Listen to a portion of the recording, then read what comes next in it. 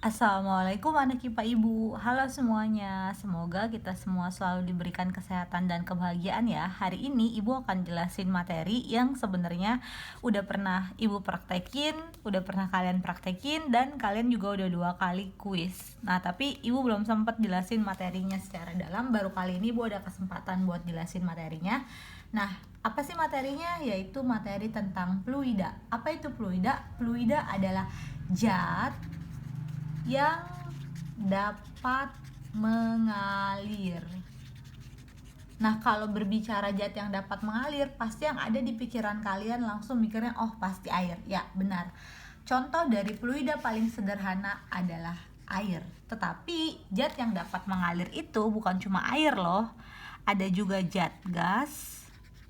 Contohnya adalah udara.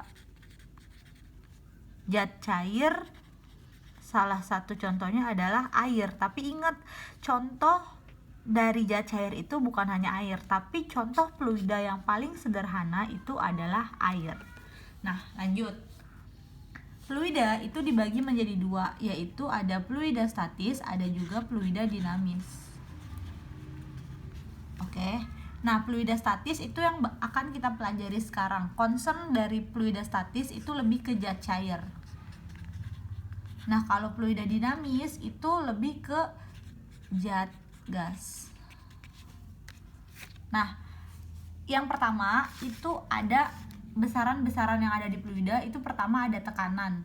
Gini deh, setiap kali kalian berenang atau masukin benda ke dalam air, itu pasti kayak ada yang lawan kan. Kalian masukin benda di ke dalam air, itu kayak ada daya dorongan gitu loh. Dari dasar air itu sebenarnya adalah tekanan. Semakin dalam suatu kayak sungai, laut, dan sebagainya, maka tekanannya juga semakin besar. Dan yang perlu kalian ketahui, manusia hanya bisa menyelam sampai batas 150 meter. Lebih dari itu manusia bakalan hancur. Kenapa bakalan hancur? Karena tekanan yang dialaminya juga semakin besar. Atau contoh gampangnya ya yang tadi Ibu bilang aja, kalau misalnya kayak kalian berenang nih, semakin dalam itu tekanannya juga semakin besar kan. Atau kalau kalian masih bingung tekanan yang mana, kalian tuh kalau renang kayak ada yang dorong ke atas kan, ya kan. Nah, itu disebut dengan tekanan. Maksudnya bukan pas renang, pas kalau kalian nyelam itu kayak ada yang dorong lagi ke atas, itu yang disebut dengan tekanan. Atau enggak, kalian masukin benda apapun itu pasti kan dia muncul dulu ke permukaan, ya kan. Nah, itu yang disebut dengan tekanan. Rumus dasar tekanan adalah P sama dengan F per A, di mana F adalah gaya dan A adalah luas penampang. Untuk materinya sebenarnya udah kalian catat, jadi di sini Ibu cuma ringkasannya aja. Nah, terus selain itu tekanan juga ada tekanan mutlak dan sebelumnya ada tekanan hidrostatis. Apa itu tekanan hidrostatis? Tekanan hidrostatis adalah tekanan di dasar zat cair. Ini kayak ada wadah nih, ya kan? Nah, rumusnya adalah Rho dikali G dikali H, di mana Rho adalah massa jenis, G adalah gravitasi, dan H adalah ketinggian. Terus habis itu ada tekanan mutlak atau tekanan total. Rumusnya P0 ditambah Rho dikali G dikali H, di mana P0 adalah tekanan udara luar.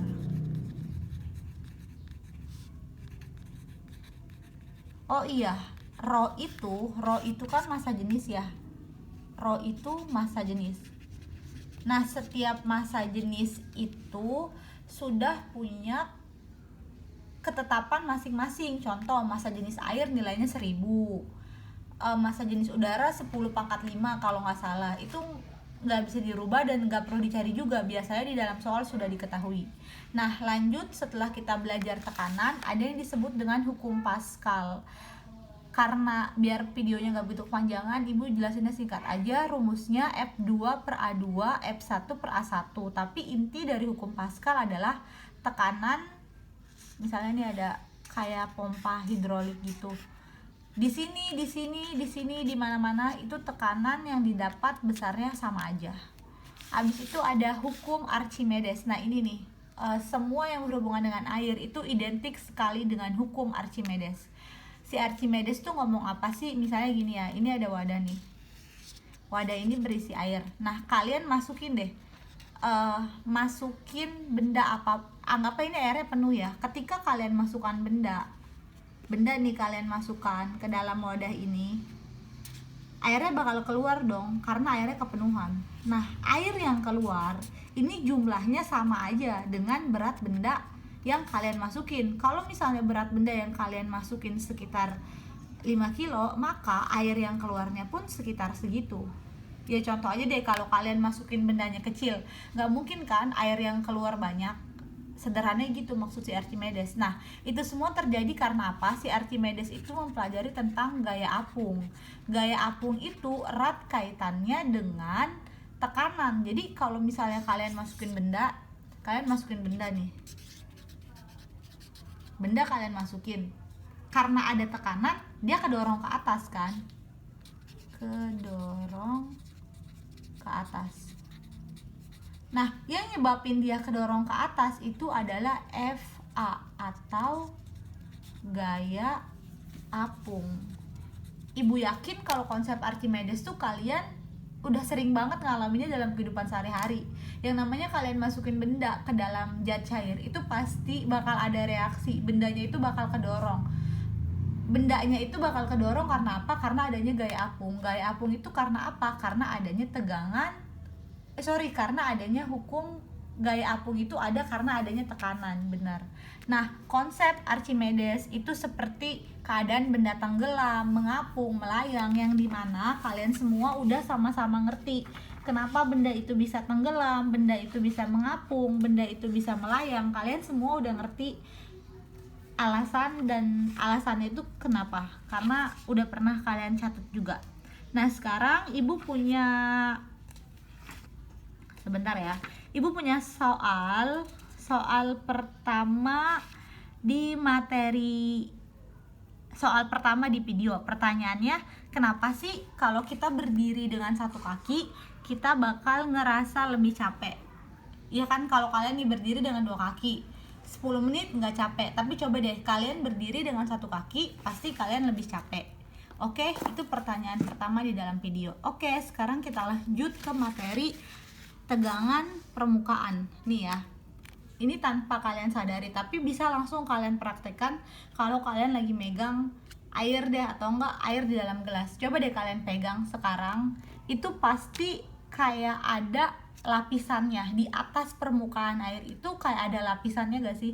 Itu yang nyebabin sebenarnya kenapa nyamuk, serangga itu bisa berdiri di atas permukaan air, karena sebenarnya di atas permukaan air itu ada yang disebut dengan tegangan permukaan. Atau enggak gampangnya gini, di bak mandi kalian deh, di kolam kalian itu kalau kalian mainin airnya bunyi gak? Ya kan, kayak tek tek tek gitu loh, nggak langsung jatuh kan tangan kalian, itu karena di atas air itu ada permukaannya itu disebut dengan tegangan permukaan. Itulah yang menyebabkan kenapa kayak binatang-binatang yang tadi ibu sebutin itu bisa berdiri di atas air. Pokoknya gampang banget deh, kalian pegang aja deh air, kalian mainin tek tek tek, itu bunyi. Kenapa bunyi? Karena ada lapisannya gitu. Nah, aplikasi tegangan permukaan di dalam kehidupan sehari-hari itu banyak banget sih. Contohnya adalah penggunaan deterjen. Sekarang ibu punya pertanyaan yang kedua ya. Pertanyaan yang kedua adalah, mengapa kalau kita mencuci dengan air panas itu bakal lebih bersih ketimbang kalian nyuci dengan air biasa? Oke, jelas ya. Lanjut, kita masuk ke kapilaritas. Kapilaritas adalah peristiwa meresapnya zat cair di dalam pipa kapiler. Gini loh, contohnya nih, kalau misalnya hujan, itu tembok rumah kalian warnanya kayak berubah gitu, ngerti gak sih? Kayak tembok kena air. Kenapa sih tembok itu bisa kena air? Maksudnya karena itu ada yang namanya gejala kapilaritas, peristiwa meresapnya zat cair di dalam pipa kapiler. Salah satu contohnya yaitu kalau misalnya hujan atau enggak tembok kena air, itu bisa berubah warna. Nah, pertanyaan ketiga di dalam video ini, jelaskan peristiwa kenapa ini kan sumbunya di atas, minyak tanahnya di bawah. Tapi kenapa yang dinyalain, kan sumbu di atas nih, yang dinyalain bagian atas, tapi kenapa kok bisa nyala? Terus sama air sama handuk. Peristiwa yang C, ini juga kalian jelaskan ya. Ini dan ini adalah contoh dari gejala kapiler. Terus yang terakhir ada, nggak ketulis. Yang terakhir ada viskositas. Viskositas itu adalah kekentalan zat cair. Kalian udah ada beberapa dari teman kalian yang udah praktek kalau setiap zat cair itu punya kekentalannya yang berbeda-beda. Sunlight, minyak, air itu kekentalannya beda-beda.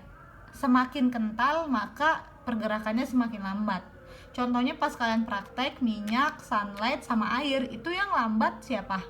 Sunlight, karena sunlight lebih kental kayak gitu. Oke, sekarang kita masuk ke contoh soal. Oh ya, sebelum kita masuk ke contoh soal, ini ada hashtag. Tara, ini ada quotes buat kelas kalian IPA 1, IPA 2, dan IPA 3. Nah, ini kan quotesnya, hashtagnya semua sama. Anak IPA hashtag fisika itu menyenangkan. Jadi tulis quotes dulu, habis itu hashtag. Jangan lupa ya. Nih, ingat setiap kelas beda-beda, jangan salah nyontek, oke? Nah, lanjut kita ke penjelasan soal. Soal yang pertama, langsung aja ya biar gak kepanjangan. Yang ditanya tekanan hidrostatis. Tadi tekanan hidrostatis rumusnya apa? P sama dengan rho dikali G dikali H. Nah, seekor ikan berada pada kedalaman 13 meter, berarti H-nya sama dengan 13. Jika massa jenis air berarti rho airnya H-nya sama dengan 13, rho airnya sama dengan 1000, G-nya kan kalian udah sama-sama tahu. G berapa? 9,8 gitu. Ini tinggal kalian kaliin aja semuanya. Terus yang B, yang ditanya tekanan total yang dialami ikan. P0 itu nilainya 10⁵. pH itu ini yang kalian hitung di atas. P0 itu nilainya 10⁵. Kalau nggak salah, nanti kalau salah ibu koreksi lagi. Lanjut ke soal yang kedua. Ini konsep hukum Pascal. Jika luas penampang pipa besar, ini kan pipa besar nih, itu nilainya 250 kali luas penampang pipa kecil, dan tekanan cairan pengisi pipa diabaikan, tentukan gaya minimal. Jadi yang diketahui itu,